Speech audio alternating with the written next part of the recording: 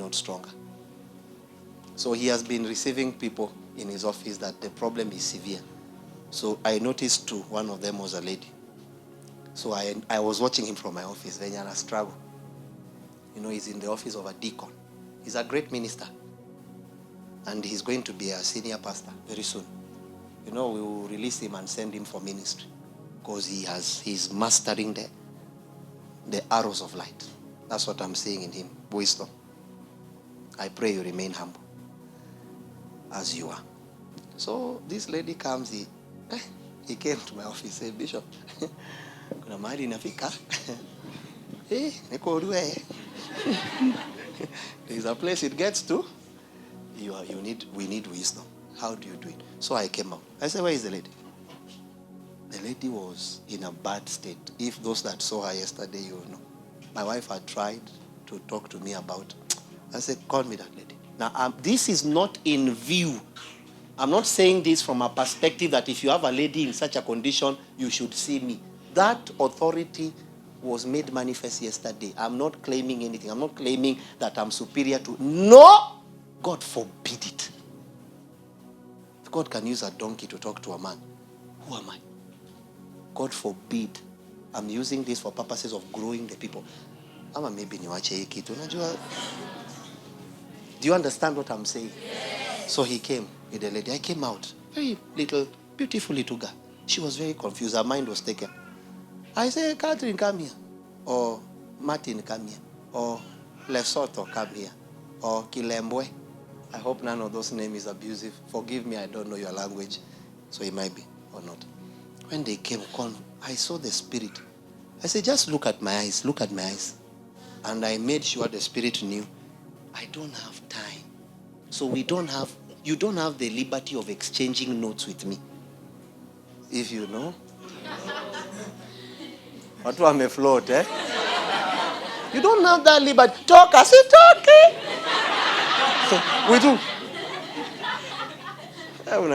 With who? Who are you telling you're not? Ati come out. I'm not coming out. You are telling me I don't have the time. I need to be in a meeting. Just look at my eyes. That's all. She looked at my eyes. I started saying the thing, leave her. Couldn't eat food. The mother was the one that came crying. The girl, Ameisha. I said, what couldn't she do? Bring it.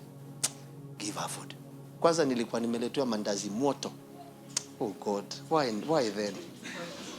I had planned on how I would destroy that food. It was mine. Na ni huyo alileta. Ni wewe ulileta mandazi moto. Si hata mtu anatoa moja ananiachia.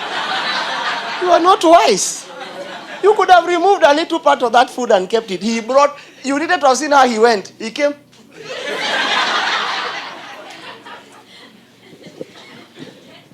You know, when I say these things, I don't say them with an intention of you laughing. Believe me, I'm the most innocent person in that field. I don't even know why people laugh. I'm not. But then you check in. Like, honestly, ask yourself. A whole doctor, a whole engineer, na unaonekana kwa kamera ukicheka. I don't say it with an intention of you laughing. I just honestly say it. However it catches you, is your business. The girl ate. The mother started crying. Completely ate. Now, if he doesn't understand that and he becomes a senior pastor and such a case is brought to his table. Now, imagine a senior pastor that doesn't understand, who has empowered a deacon as an assistant pastor who doesn't understand, who has ushers serving him that don't understand. What kind of a ministry are you raising? And you know, when I take people through this test, they think I'm a bad person. The minute you come to me and tell me I had a dream, I want to change my nation, one of the three things I do is money. Take it away. Take name, take money, take everything. That's what he did to me. Took money. He made me sit in Matu. The sun slaps you in the morning. The sun sings to you, Ni mchana hamuka. That is the sun. The sun tells you how risen it is. 6 a.m., people are sweating. 6 a.m. That is where he took me from Nairobi. I had 2 cars plus. I had a ministry. I had what the average preacher, and I was in Nairobi. I had a good life. The shoe I wore then, I can't see it today. I'm telling you honestly. That shoe that I was given as a gift, I've looked for that shoe, sijaipata. So I was not struggling. He took me from that setup and he reduced me to Matu, to a point where your family asks you, what did we do to God? It was a test. It had nothing to do with me.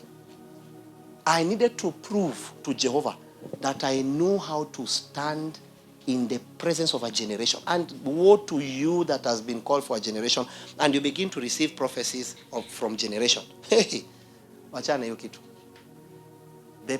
The pain, the kind of breaking. He says those that he loves, he doesn't begin by giving them, he chastens them. So the first thing you receive from God as a sign of love is chastening, not giving. Now this is after you are born again. He begins to chasten you, anakuchonga, you feel it. That today I have received opportunities financially. I thank God now.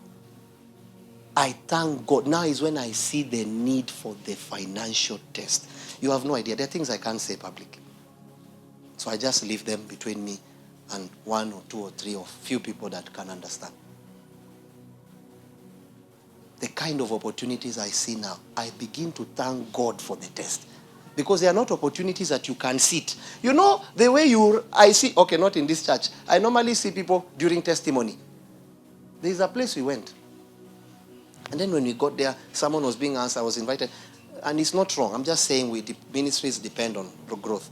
So this person, as I sat, and normally me, if I go somewhere and you invite me and I say, I would request, just try as much as possible. Don't, especially after you have done praise and worship, during that worship, don't even invite me. Just give me the microphone.